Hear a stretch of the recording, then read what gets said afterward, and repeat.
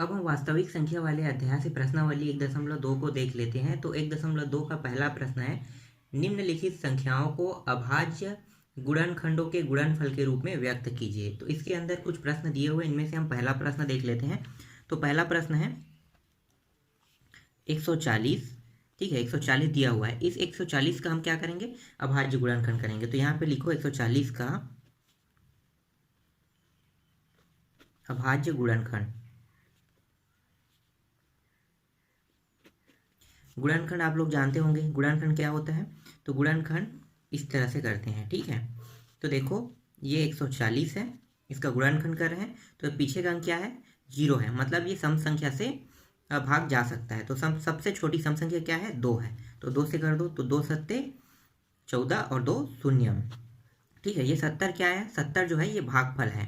देखो यहाँ पे थोड़ा सा समझो, 140 को अगर हम इस तरह से भाग देंगे 2 से, तो 2 सत्ते कितना हो गया, 14। तो ये 7 बार गए, यहाँ पे 14, और ये दोनों क्या है, शून्य शून्य, ठीक है। और यहाँ पे जो शून्य है उसको हम यहाँ पे लिख लेते हैं। तो 2 शून्यम बार, शून्य बार गया, फिर यहाँ शेष बचा शून्य और यहाँ पे शून्य। तो देखो ये भागफल होता है। तो इसी भागफल को हम क्या करते हैं, यहाँ पे नीचे में हर बार लिखते जाएंगे।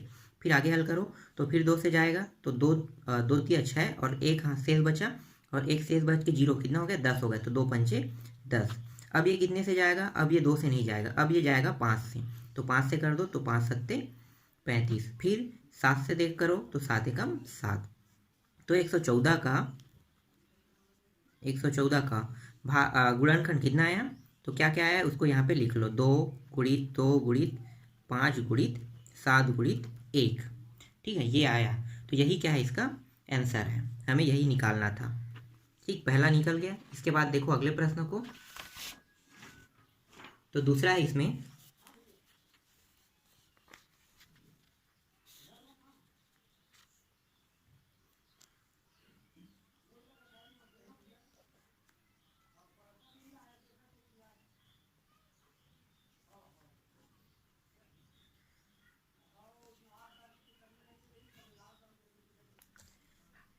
तो दूसरा है 156, ठीक है। 156 का हमें क्या करना है, अभाज्य गुणनखंड करना है। तो इसको भी लिखो, 156 का अभाज्य गुणनखंड। यहाँ पे 156 और ये रहा गुणनखंड करने वाली विधि। अब यहाँ पे देखो 2 6 है, तो 6 क्या है, सम संख्या है। तो सम संख्या सम से जा सकता है, तो सबसे छोटी सम संख्या क्या है, 2 है। तो 2 से कर दो।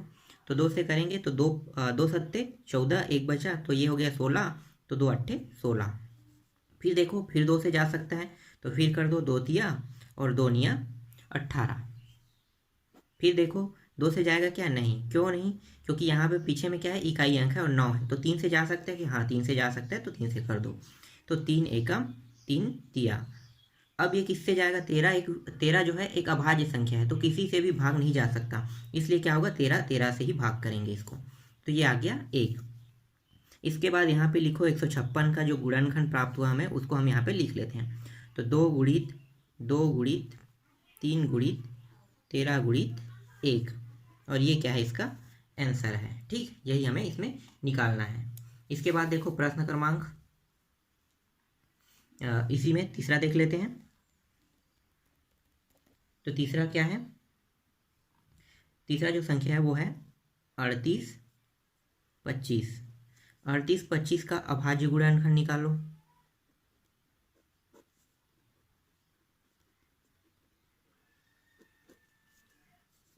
तो इसका भी हम लोग अभाज्य गुणनखंड कर देते हैं। तो ये हो गया 38 25। तो देखो 38 25 किससे जा सकता है, तो 38 25 जो है वो इकाई अंक देखो 5 है, तो 5 है मतलब विषम संख्या है, तो 2 से तो नहीं जाएगा, तो किससे जा सकता है, 3 से जा सकता है। तो 3 से कर दो, 3 एकम 3 दूनी 6, और ये हो गया 3 सत्ते 14, सॉरी 3 सत्ते 21। तो ये 7 बार गया, एक हासिल इसमें आ गया, 3 पंचे 15।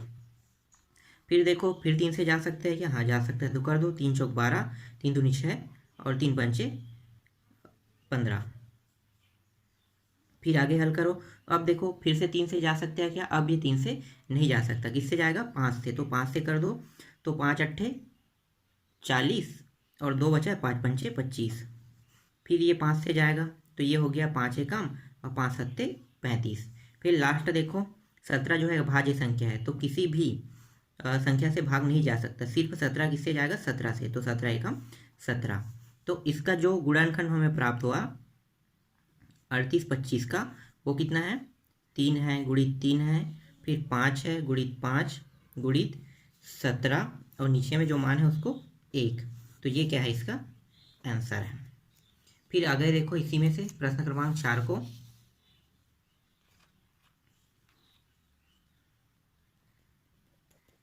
चौथा जो है वो है 5005 का हमें गुणनखंड निकालना है। 5 का अभाज्य गुणनखंड।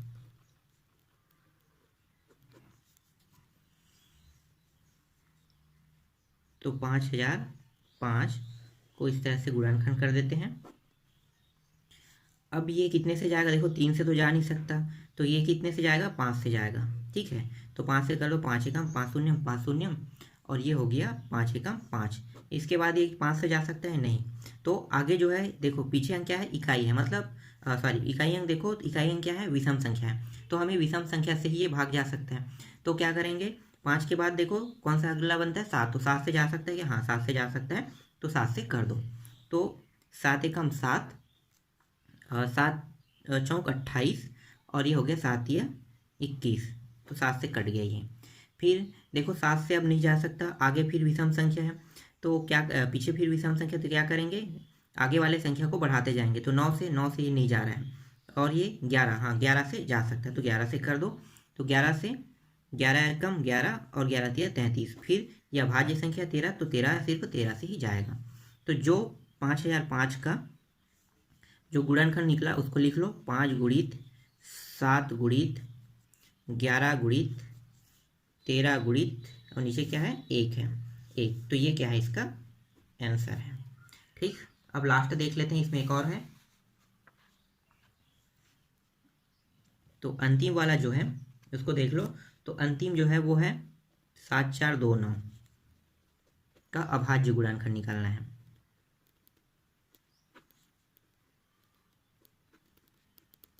गुणनखंड 7429। तो यहाँ पे आपको क्या करना है, हमेशा लास्ट संख्या देखना है, इकाई अंक को, इकाई अंक जो है उसके हिसाब से हमें करना होता है। तो ये बहुत थोड़ा इतना ज़्यादा तो टफ नहीं, लेकिन बहुत ज़्यादा टफ जैसे क्वेश्चन है। क्यों, क्योंकि ये दो, जैसे 2 3 4 5 इन सभी संख्याओं से ये भाग नहीं जा रहा है, तो ये जिससे जा रहा है उससे मैं डायरेक्ट कर रहा हूँ। ठीक है, तो ये सबसे बड़ी संख्या 17 सी, ऐसे प्रश्नों में हमें आंसर ढूंढना बहुत मुश्किल होता है, जो बहुत लंबे, मतलब बहुत आगे वाले मान से ये भाग जा रहा है। तो देखो ये 17 से जा रहा है, तो 17 से जा रहा है, तो 17 चौक 68, तो ये 68 आ रहा है, तो ये आ गया 4, शेष कितना बचा, 6 शेष बचा, और 2 उतार लिए तो कितना हो गया, 62। तो 17 तिया कितना हो गया, 51। फिर शेष बच रहा है कितना, शेष बच रहा है 11, और यहाँ पे पीछे में क्या है, 9, तो 11 और 9 कितना हो गया, 119। तो 119 को 17 बार में करेंगे कितना आ गया, 17 सत्ते, तो 7 बार में ही पूरा कटा। ठीक है, ये हो गया। इसके बाद आगे देखो 17 से जा रहा है क्या, नहीं, आगे संख्या क्या है, 19, तो 19 से भाग दे के देखो, तो 19 से भाग देंगे तो 19 दूनी 38, और 19 तिया 57, तो ये हो गया 57, 23 बार में गया। फिर 23 से कर दो, क्योंकि 23 अभाज्य संख्या है, तो अभाज्य संख्या सिर्फ अभाज्य संख्या को काट सकता है। तो इसका जो गुणनखंड आया वो क्या क्या आया, इसका जो गुणनखंड प्राप्त हुआ हमें वो है 17 गुणित 19 गुणित 23 गुणित 1, यही क्या है, इसका आंसर है। ठीक, समझ में आया। तो इस तरह से गुणनखंड करते हैं। ऐसे जो प्रश्न है जो बहुत ज़्यादा टफ जाते हैं, जो छोटे संख्या से ना होके संख्या जब बढ़ने लगता है तो थोड़ा मुश्किल जाता है, और लेकिन इतना टफ नहीं है, ये भी बन जाते हैं, बस आपको ढूंढना होता है। ठीक है, आगे बढ़ते हैं।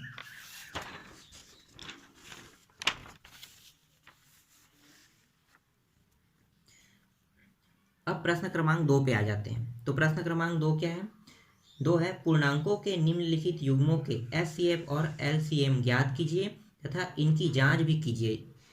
दो संख्याओं का गुणनफल एचसीएफ बराबर एचसीएफ गुणित एलसीएम है। तो हमें क्या करना है, इसमें एलसीएम और एचसीएफ दोनों के दोनों हमें ज्ञात करना है और दोनों के उत्तर को भी जांचना है। ठीक है, तो देखते हैं इसमें पहला प्रश्न क्या है। तो इसमें जो पहला प्रश्न है वो है 26 और 91। 26 और 91 का हम क्या करेंगे, गुणनखंड करेंगे, जैसे पहले करते थे वैसे इसको इसमें भी करेंगे। तो यहाँ पे देखो 26 का हम कर रहे हैं, ये 26 हो गया। 26 2 से जा सकता है, 2 एकम 2 तिया, लेकिन 13 भाज्य संख्या तो सिर्फ किससे जाएगा, 13 से, तो 13 एकम 13। ठीक है, अब 91 को करो। 91 को देखो, तो 91 किससे जा सकता है, तो 91 जो है उसको हम भाग दे के देखते हैं। तो 91 जा सकता है 7 से, तो 7 से पहले कर दो, तो ये हो गया 7, और 7 एकम 7 और 7 तिया 21, तो ये हो गया 13, इसमें भी आया। फिर ये 13 से जा सकता है, फिर 13 एकम 13। अब यहाँ पे लिखो 26 बराबर, 26 का कितना कितना माना है, 2 गुणित 13, और नीचे में क्या है, 1 है। ठीक है, उसके बाद 7 का 91 का लिखो, तो 91 बराबर 91 का गया 7 गुणित 13 गुणित 1। अब यहाँ पे हमें एचसीएफ और एलसीएम बताना है। ठीक है, तो यहाँ पे एचसीएफ और एलसीएम कैसे निकालते हैं, आप यहाँ पे थोड़ा समझो। ठीक है, पहले हम एचसीएफ निकालते हैं। तो एचसीएफ की कैसे निकालेंगे, तो देखो एचसीएफ जो है, जो दोनों में समान समान हो। देखो 26 में 13 आ रहा है, और 91 में भी देखो 13 से भाग गया है, तो मतलब क्या है, दोनों में कॉमन राशि क्या है, 13 है। ठीक है, इसमें भी 13 है और इसमें भी 13 है, तो इसमें 13 क्या हो गया, एचसीएफ होगा, जो दोनों को भाग कर सकता है। ठीक है, उसको हम क्या करेंगे, कॉमन राशि। तो यही 13 क्या है, 13 हमारा एचसीएफ है। अब एलसीएम निकालो, तो एलसीएम है, जो जो बचा है उसको लिख लो। तो यहाँ पे देखो 2 बचा है और 7 बचा है, और यहाँ से देखो 1 1, तो 1 को लिखने की जरूरत नहीं, क्यों, क्योंकि 1 से गुणा करेंगे तो हमें यही राशि प्राप्त होगा। इसके बाद देखो क्या है, दोनों जो 13 है उनमें से किसी एक 13 को लिखना है, 2 बार नहीं लिखना है, सिर्फ 1 बार लिखना है। जोड़ा जब बनता है ना, तो जोड़ा से 1 बार लिखना है। ठीक है, तो ये हो गया एलसीएम निकल गया। अब इसका मान कितना हुआ, तो इसको गुणा करके देख लो, तो गुणा करेंगे तो इसका एलसीएम का मान आएगा 182। ठीक है, इतना आ गया। अब हमें क्या करना है, इसमें उत्तर की भी जांच करना है। तो बाकी को यहाँ पे देखते हैं साइड पे, उत्तर की जांच। तो उत्तर की जांच में जांच लिख लो यहाँ पे। ठीक है, अब जांच करेंगे तो 2 संख्याएं, कौन कौन सी, 1 और 2। तो पहले को प्रथम संख्या मानो, प्रथम संख्या, और दूसरे को द्वितीय संख्या मानो, द्वितीय संख्या, बराबर क्या होगा, एलसीएम गुणित एचसीएफ। ठीक है, प्रथम संख्या कितना है, तो देखो प्रथम संख्या 26 है, गुणित कर दो, और द्वितीय संख्या क्या है, 91। और एलसीएम में देखो तो एलसीएम का मान कितना है, 182, और एचसीएफ का मान कितना है, 13। इन दोनों को गुणा करो, तो इन दोनों को जब हम गुणा करते हैं तो हमारा जो मान आ रहा है, हम डायरेक्ट उत्तर लिख रहे हैं। ठीक है, तो 2 3 6 6 इतना आ रहा है, और इन दोनों को भी गुणा कर रहे हैं तो इतना ही यहाँ भी प्राप्त होता है। ठीक है, तो देखो ये मान और ये मान दोनों क्या है, बराबर है। तो दोनों मान बराबर है, मतलब क्या है, ये सही हुआ है। ठीक है, अगर दोनों मान अलग अलग आते हैं, जैसे प्रथम संख्या द्वितीय संख्या का गुणा अलग आता और एलसीएम और एचसीएफ का गुणा अगर अलग अलग आता, तो हम यहाँ पे कहीं ना कहीं गलती किए होते। तो यहाँ पे कोई गलती नहीं, क्यों, क्योंकि दोनों मान सेम आ रहा है, और यही हमें जांच करके लाना था। ठीक है, तो पहला आपका बन गया। इसके बाद देखो दूसरा, आगे बढ़ते हैं हम।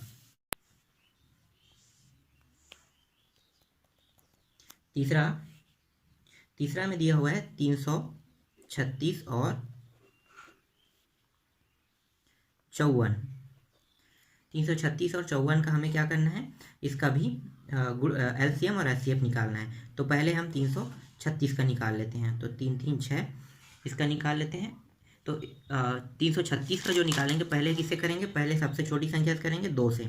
तो 2 एकम 2, फिर 2 छक्के 12 और 2 अट्ठे 16, फिर 2 से करो तो 2 अट्ठे 16, 2 चौके, फिर 2 से करो 2 चौके 2 दूनी, फिर 2 से जा रहा है तो 2 दूनी 2 एकम। अब ये 2 से नहीं जाएगा, अब किससे जाएगा, 3 से जाएगा, तो 3 से कर दो, तो 3 सत्ते 21, इसके बाद 7 से जाएगा 7 एकम। ठीक है, इतने से गया। अब 54 को कर दो। 54 जो है किस किस से जाएगा, तो 54 जाएगा सबसे पहले 2 से, तो 2 दूनी 4, फिर 2 सत्ते 14। फिर ये 27 है, अब 2 से तो नहीं जा सकता, किससे जाएगा, 3 से, तो 3 3 या 27, फिर 3 से फिर जाएगा, 3 तिया और फिर 3 एकम, ठीक है, इतना गया। अब जो जो मान से गया उसको फिर लिख लेते हैं यहाँ पे।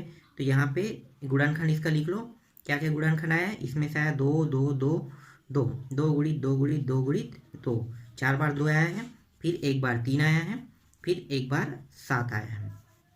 इसी तरह से लिख लो 54 को, तो ये हो गया 5 4 54 में जाएगा, तो उसको लिख लेते हैं।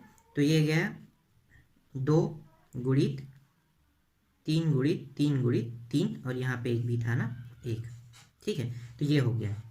अब यहाँ पे देखो जो जो जोड़ा बना रहे उसको निकाल लो।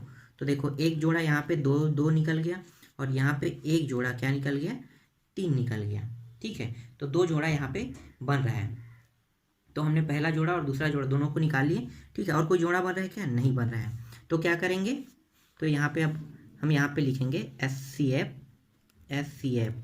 बराबर कितना है, 2, और यहाँ पे SCF क्या निकला, 3 निकला, तो कितना हो गया टोटल 6। फिर LCM बराबर जो जो बच गया उसको लिखो, तो यहाँ से 2 बचा, यहाँ से 2 बचा, 2 गुणित 2, फिर यहाँ भी देखो, यहाँ भी 2 है, यहाँ भी 2 बचा हुआ है, फिर ऊपर में देखो और 7 भी बचा हुआ है, फिर नीचे में देखो 3 बचा है, फिर यहाँ भी देखो, यहाँ पे एक और 3 है। अब जोड़ा से निकाल लो, अब जोड़ा में क्या है, 2 है एक, और एक क्या है, 3 है, ठीक है। इन सभी का अगर हम गुणा करेंगे तो गुणा करने पे जो हमारा मान है उसको हम डायरेक्ट लिख लेते हैं, तो 30 24, ये इसका आंसर आया। अब हम उत्तर की इसकी जांच करते हैं, थोड़ा सा आगे बढ़ा लेते हैं।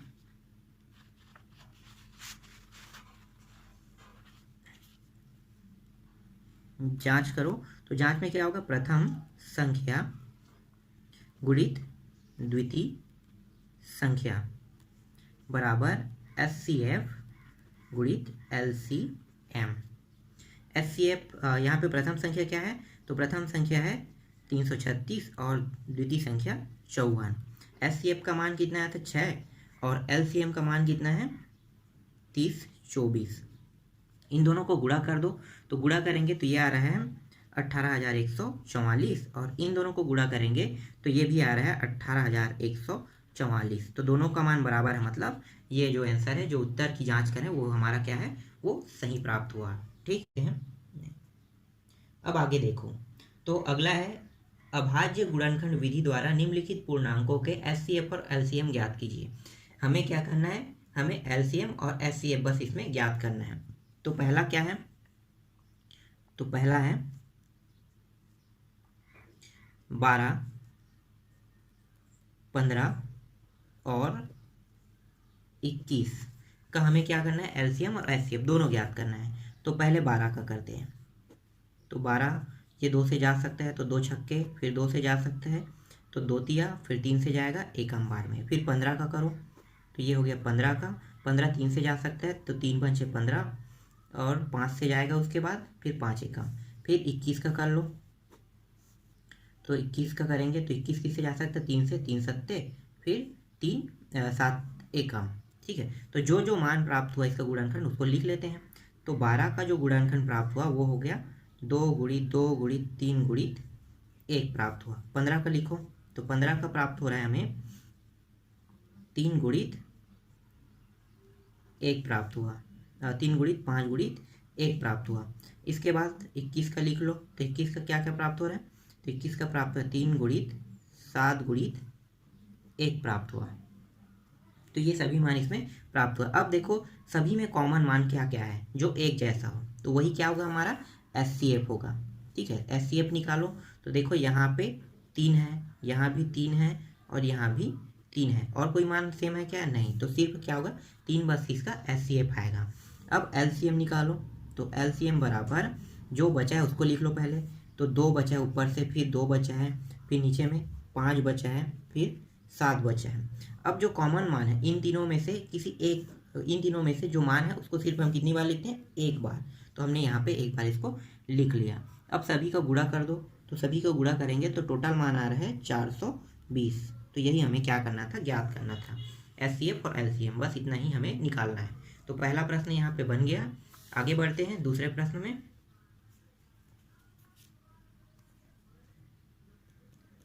तो दूसरा है, दूसरा दिया 17 दिया हुआ है, 23 दिया हुआ है और 29 दिया हुआ है। 17 का निकालो, तो 17 एक अभाज्य संख्या है, तो सिर्फ 17 से ही जा सकता है। इसी तरह से देखो 23 का निकालते हैं, तो 23 भी एक अभाज्य संख्या है, तो ये भी क्या होगा 23 से ही जाएगा, तो 23 से कम। फिर 29 का निकालो, तो 29 भी क्या है एक अभाज्य संख्या है, तो ये किससे जाएगा 29 से जाएगा एक बार। तो यहाँ पे लिख लो 17 का जो गुणनखंड आया उसको 17 गुणित 1 आया। फिर 23 का लिखो तो 23 गुणित 1 आया। फिर 29 का लिखो तो 29 गुणित 1 आया। ठीक है, अब यहाँ पे देखो HCF कितना आएगा, तो HCF, तो HCF में देखो HCF में यहाँ पे कोई भी जोड़ा नहीं बना रहा है, लेकिन देखो एक वाला संख्या जोड़ा बना रहा है, तो एक वाले संख्या को लेंगे। फिलहाल हम एक वाले संख्या को नहीं लेते हैं, लेकिन एक वाले संख्या क्यों ले रहे हैं, क्योंकि अगर कुछ नहीं आ रहा है मतलब वहाँ पे एक प्राप्त तो होगा ही होगा, तो इसलिए देखो यहाँ पे कुछ नहीं मतलब एक क्या है जोड़ा बना रहा है, इसलिए यहाँ पे HCF आएगा 1। अब LCM ले लो, LCM क्या क्या होगा, तो इन सभी को गुणा कर दो, तो 17 गुणित 23 गुणित 29, इन सभी का गुणा करेंगे तो जो मान आएगा ये क्या होगा LCM का आंसर होगा। तो ये आ रहा है 11,339। ठीक है, तो यही हमें क्या करना था, ये दोनों हमारा आंसर है। तो HCF बराबर 1 और LCM बराबर 11,339 आया। अब देखो अगले प्रश्न को, इसमें तो अगला जो है वो है तीसरा को देख लेते हैं। तो इसमें दिया हुआ है 8 दिया हुआ है, फिर 9 दिया हुआ है और 25 दिया हुआ है। तो 8 का गुणनखंड करो, तो 8 का होगा 2 से करेंगे तो 2 चौके, फिर 2 से करेंगे 2 दूनी, फिर 2 एकम। फिर 9 का कर लो, तो 9 का जाएगा 3 से, 3 दिया 3 एकम। फिर 25 का करो, तो 25 का भी करते हैं 5 से, 5 पंचे और ये 5 एकम। तो इसका जो गुणनखंड आया है उसको लिख लेते हैं। तो 8 का गुणनखंड हमें प्राप्त हो 2 गुणित 2 गुणित 2 गुणित 1। फिर 9 का गुणनखंड लिख लो, तो 3 गुणित 3 गुणित 1। फिर 25 का गुणनखंड लिख लो, तो 5 गुणित 1 प्राप्त हुआ। अब यहाँ पे देखो 2, 3 और 5 कोई भी जोड़ा नहीं बना रहा है, तो इसका मतलब क्या है, यहाँ भी HCF कितना प्राप्त होगा 1 प्राप्त होगा। ठीक है, क्योंकि एक ही बस क्या कर रहा है यहाँ पे जोड़ा बना रहा है, बाकी नहीं बना रहा है, तो HCF 1 प्राप्त हुआ। फिर LCM लिख लो, तो क्या क्या है 2 गुणित 2 गुणित 2, फिर नीचे में 3 गुणित 3 है, और फिर नीचे में देखो 5 गुणित 5, इन सभी को गुणा कर दो। तो इन सभी का जब गुणा करेंगे तो हमें जो मान प्राप्त होगा वो क्या होगा LCM का मान होगा। तो इसका जो मान आ रहा है वो आ रहा है हमें 1800। तो ये इसका क्या है आंसर प्राप्त हो गया। ठीक, तो LCM आ गया 1800। इसके बाद देखो प्रश्न क्रमांक 4 को देखते हैं। तो चौथा प्रश्न क्या है HCF और कौन कौन से संख्या का HCF निकाले हैं, तो 306 और 657 को जो HCF प्राप्त हुआ है वो 9 दिया हुआ है। ठीक है, तो LCM हमें इसमें क्या करना है ज्ञात करना है, इसी दोनों संख्या का LCM ज्ञात करेंगे। तो यहाँ पे लिखो हल दिया है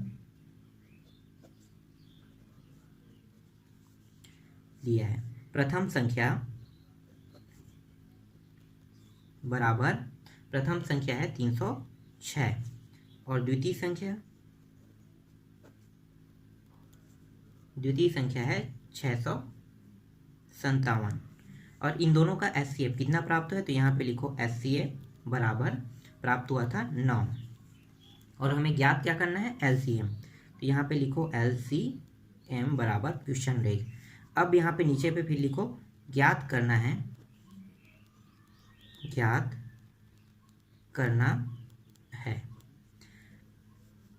तो यहाँ पे प्रथम संख्या गुणित द्वितीय संख्या बराबर HCF गुणित LCM। प्रथम संख्या क्या है, तो देखो प्रथम संख्या 306 है और द्वितीय संख्या क्या है 657 है। उसके बाद HCF का मान देखो, तो HCF का मान दिया है 9 और LCM का मान नहीं दिया, इसे हमें क्या करना है ज्ञात करना है। थोड़ा सा आगे बढ़ा लो।